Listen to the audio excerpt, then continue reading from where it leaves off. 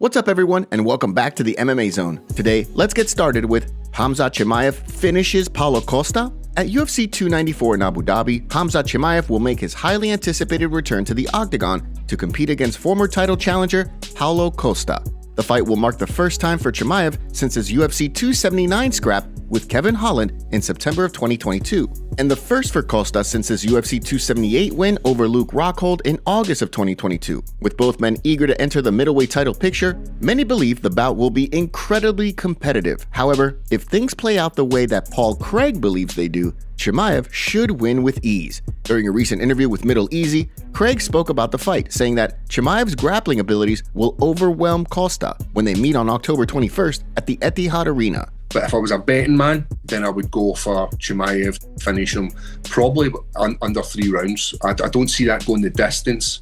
I feel that Chimaev will just out-grapple him and wear him down. And as I said, it'll be that dirty jiu-jitsu that will help him seal that victory. With that said, this is MMA, and as a result, Craig could not rule out an upset from Costa. Currently, the betting odds back up Craig's theory, with Chimaev sitting as a pretty strong -400 favorite to Costa's +285 underdog status. Given that there's a potential title fight on the horizon for the winner of this fight, it's safe to say the stakes will be at an all-time high for both men. When the two meet inside the octagon, who do you think winds up getting the job done? Drop your predictions in the comments section below. Conor McGregor reacts to Elon Musk versus Mark Zuckerberg. This week, Tesla and SpaceX founder Elon Musk dropped a bombshell regarding his potential fight with Mark Zuckerberg. According to Musk, the fight will be managed by his and Zuckerberg's foundations, rather than the UFC, with the fight live streaming on his platform as well as Zuckerberg's Meta. In addition, he claimed to have spoken to the Prime Minister of Italy, as well as the Minister of Culture, who have agreed to a quote-unquote epic location.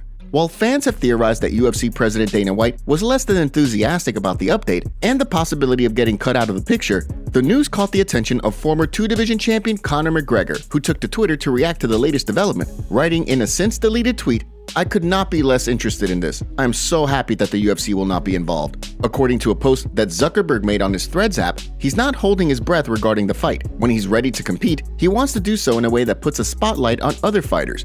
As a result, he wants to work with either the UFC or ONE to put together a legitimate card for he and Musk to fight on. In addition, he cast doubt on Musk's claims, writing, "I love this sport, and I've been ready to fight since the day Elon challenged me. If he ever agrees on an actual date, you'll hear it from me. Until then, please assume anything he says has not been agreed on." Whether or not the bout ever comes to fruition, only time will tell. Michael Bisping defends Dana White over Backlash. UFC President Dana White has been on the receiving end of quite a bit of criticism in recent weeks, as he and the UFC continue to negotiate behind the scenes regarding Stephen Thompson's pay for his cancelled UFC 291 clash against Michel Pereira. Hall of Famer Michael Bisping has come to the defense of the promotion. Although Ariel Helwani and the MMA community have continued to advocate for Thompson to receive his show pay for the card, Michael Bisping believes that the UFC is receiving some unfair criticism. On the heels of Dana White's recent comments following the opening episode of his Dana White's Contender series, Bisping spoke on a recent episode of his Believe You Me podcast about the situation. And I've got to say, and this is where I know I'm probably going to get abused, but I think when you look at the cold hard facts of it, I kind of agree. They did give a 20 or 30% reward incentive. They did offer him a new opponent, and he still chose to not accept it. And I feel like that's a fair situation. It's a fair balance. What's the word I'm looking for? It's a fair compromise as to show that Michel Pereira created by missing weight. With Dana White claiming that he and the UFC always makes things right and will reimburse a fighter for training camp expenses behind the scenes if need be, it'll be interesting to see how this situation unfolds, with the possibility of Thompson fighting Kamaru Usman looming large. Stay tuned for updates as they become available. Fighter exposes the UFC. UFC veteran Polyana Viana, who has been a part of the UFC since 2018, recently revealed that the UFC refused to let her walk out in a Naruto bandana or an anime-style outfit for her fights. Viana, an avid anime fan and cosplayer, has since received quite a bit of support from fans. As one fan pointed out, Israel Adesanya walked out with an urn dressed like WWE legend The Undertaker, earning a heap of praise from fans. While speaking with media members leading up to UFC Vegas 78, Viana revealed that she has made the request multiple times and has come up empty each and every time. "I've tried so many times. I've actually asked to come in with a bandana. They've never allowed it. I've even tried asking to wear a Naruto bandana, but I can't. Apparently, Naruto is a brand that does not allow it. I've tried so many times, but they never let me do it. If I could, I definitely would. This weekend, Viana will look to build on her recent win over Jin Yu Frey when she steps into the octagon against Yasmin Lucindo. After 2 canceled fights with Emily Ducati, it's safe to say that Viana is ready to make her return to competition, whether the UFC lets her wear a Naruto bandana or not. Dana White reacts to Jon Jones. When Jon Jones returned to the octagon earlier this year, the former light heavyweight kingpin put on a spectacular display as he made quick work of Ciryl Gane. Ahead of Jones' first scheduled title defense against former champion Stipe Miocic in November, UFC president Dana White made an appearance on Hot Boxing with Mike Tyson to discuss the bout, hailing Jones as the greatest fighter of all time while saying that fans don't give him enough credit for his accomplishments. I mean, the guy is... He's the best. That's one of the all-time great 100%. situations. Boom, that scene. Boom. He's the best. He's the greatest. He's one of the greatest fighters of all time. Period. In all of combat sports. And I don't think people give him enough credit. The guy is undefeated. He's never lost in MMA. Went right through row at light heavyweight as a young guy, then moves up to heavyweight and wins in heavyweight. Of course, in the case of Jones, the argument against him as the greatest fighter of all time has been his slew of PED failures over the years. After being stripped of the title in 2015, Jones returned to the octagon at UFC 197 to fight Ovince St. Preux for the interim light heavyweight title. After winning the belt, Jones was flagged for having 2 banned substances in his system, leading up to his UFC 200 scrap with Daniel Cormier, before then failing another test for a 3rd performance-enhancing drug after his UFC 214 win over Daniel Cormier.